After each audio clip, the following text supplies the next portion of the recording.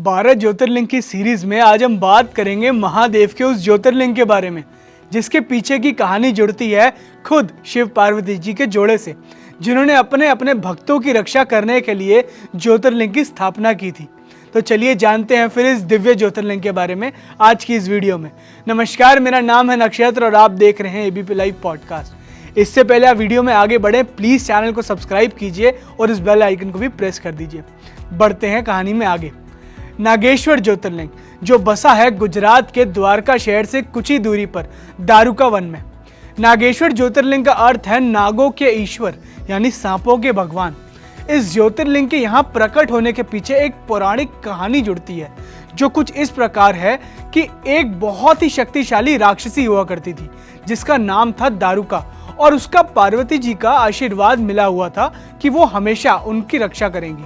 दारुका अपने पति दारुक और अन्य राक्षसों के साथ दारुका वन में रहती थी, जिसे वो हमेशा अपने साथ रखती थी कि जब भी कहीं भी जाती थी उसको हमेशा साथ लेके जाती थी।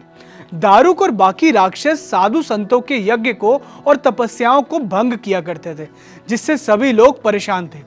एक दिन जब ये सब बहुत ज्यादा बढ़ने लगा तब सभी लोग महर्षि औरवा के पास गए और उनसे समाधान मांगा। सारी बातें सुनने के बाद महर्षि औरवा क्रोधित हो गए और राक्षसों को श्राप दिया कि अगर अब किसी भी राक्षस ने कोई भी यज्ञ या तपस्या को भंग करने की कोशिश करी तो उनकी वही मृत्यु कर दी जाएगी और उनकी मृत्यु निश्चित हो जाएगी। जैसे ये श्राप देवताओं ने सुना, उन्होंने उसी क्षण सारे राक्षसों पर हमला कर दिया, जिससे बचने के लिए सभी राक्षस दारुका वन में छुप गए और दारुक ने उस दारुका वन को पानी के नीचे ले गया। पानी के अंदर भी राक्षस जल में रहने वाले जीवों को काफी परेशान किया करते थे। तभी एक दिन एक नाव दिखी जिसमें बहुत से लोग बैठे हुए थे। तभी दारुक ने उस नाव को पानी के अंदर खींच लिया और जितने भी लोग थे उन्हें पिंजरे में कैद कर दिया। उन सभी कैद लोगों का एक लीडर था, एक आदमी जिसका नाम था सुप्रिया, जो महादेव का बहुत बड़ा भक्त था। जैसे ही उन्हें कैद किया गया तो उसने और बाकी सभी कैदियों ने महादेव को याद करना शुरू कर दिया और ओम नमः शिवाय का जाप भी करने लगे। तभी उनकी पुकार सुनकर महादेव वहां एक विशाल सांप के रूप में आए, जिसके अंदर से एक ज्योतिर्लिंग निकला, जिसके पास बैठकर ये सभी कैदी जाप करने लगे। तभी महादेव ने उस रूप से राक्षसों का वध करना शुरू कर दिया अपने भक्तों को बचाने के लिए। ये सब देख के दारुका ने भी माँ पार्वती को याद करना शुरू कर दिया और जब वो प्रकट हुई तो उन्होंने प्राणों की रक्षा करने के लिए कहा। तब पार्वती जी ने शिव जी से कहा कि आप कृपया दारुका को बख्श दें, क्योंकि ये राक्षस प्रजाति को जब तक ये युग खत्म नहीं होता तब तक चलाएगी। इस बात को शिव जी ने मान लिया, लेकिन साथ ही साथ ये भी कहा कि मैं यहाँ खुद अपने भक्तों की रक्षा करने के लिए इसी ज्योतिर्लिंग के रूप में वास करूंगा, ताकि कोई राक्षस या परेशानी मेरे भक्तों को हानि ना पहुंचाए। बस उसी दिन से यहाँ उत्पन्न हुए महादेव नागेश्वर ज्योतिर्लिंग के रूप में, जिसका आज दुनिया भर से आए भक्त दर्शन करना चाहते हैं। अब जरा बात कर ली जाए यहाँ होने वाली पूजाओं की, तो आपको बता दें कि नागेश्वर ज्योतिर्लिंग में रुद्र अभिषेक, लघु रुद्र, शिव अभिषेक और सोमवार व्रत जैसी विभिन्न प्रकार की पूजा होती है।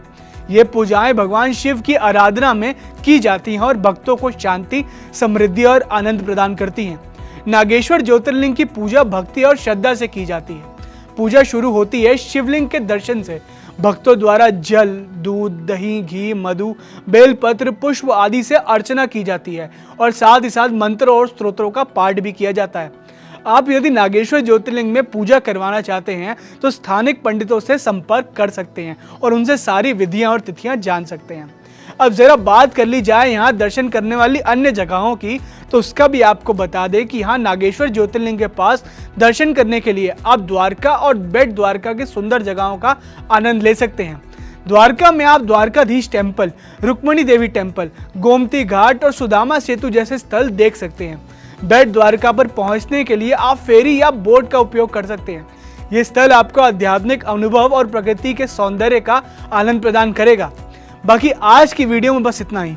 जल्दी मिलेंगे आपसे एक और वीडियो के साथ और बताएंगे आपको महादेव के एक और ज्योतिर्लिंग के बारे में।